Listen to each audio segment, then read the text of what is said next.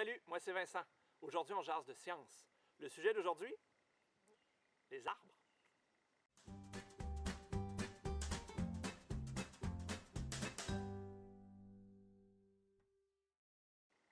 Alors, c'est quoi un arbre? C'est une question intéressante. En fait, c'est une histoire qui commence avec deux atomes, le carbone et l'oxygène. Ces deux atomes-là aiment vraiment beaucoup être ensemble. Ça les stabilise. On le retrouve notamment dans sa forme naturelle sous le CO2, le dioxyde de carbone, qu'on respire à tous les jours. Eh bien, un arbre, c'est une machine à séparer le carbone de l'oxygène. Donc, ce que l'arbre va faire d'abord, c'est qu'il va capter l'énergie solaire au moyen d'une molécule appelée la chlorophylle.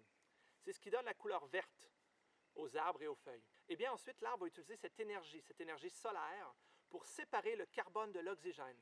Les séparer juste assez longtemps, en fait, pour permettre de tricoter des chaînes de carbone.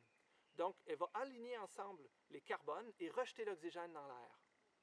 Ces chaînes de carbone, ce sont des sucres, c'est ce qu'on appelle la cellulose, et en fait, c'est ce qui constitue principalement le bois. Et c'est ce dont est fait donc le tronc et les branches de notre arbre. L'oxygène, comme je l'ai dit, est rejeté dans l'air, ce qui donne vraiment bien pour nous, parce qu'on en a besoin d'en respirer pour vivre. Donc, les gens pensent en fait que les arbres, ça pousse depuis le sol. Mais en fait, un arbre, ça pousse surtout depuis l'air. Bien sûr, c'est enraciné dans le sol où ça trouve de l'eau ou des minéraux, mais principalement, ça se construit avec le carbone qu'on trouve dans l'air. Ce qu'il faut savoir, c'est que le carbone et l'oxygène, c'est un peu comme Roméo et Juliette.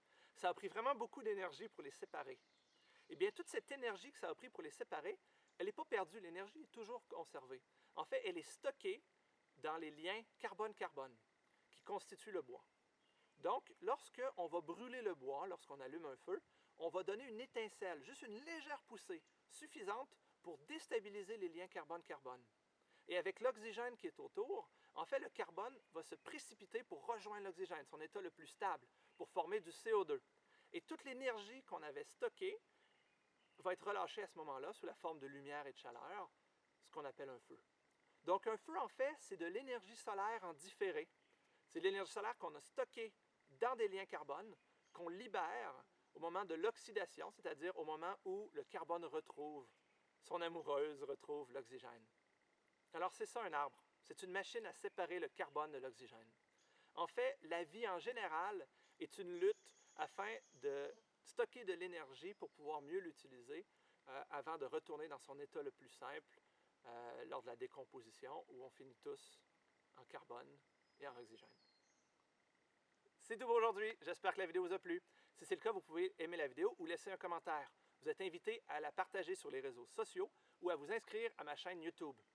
Il y aura d'autres vidéos comme ça qui vont suivre. Donc, pour être les premiers informés, vous pouvez me trouver sur Twitter et sur Facebook. D'ici la prochaine fois, restez sceptiques, mais gardez l'esprit ouvert. On se revoit quelque part sur Internet. Salut!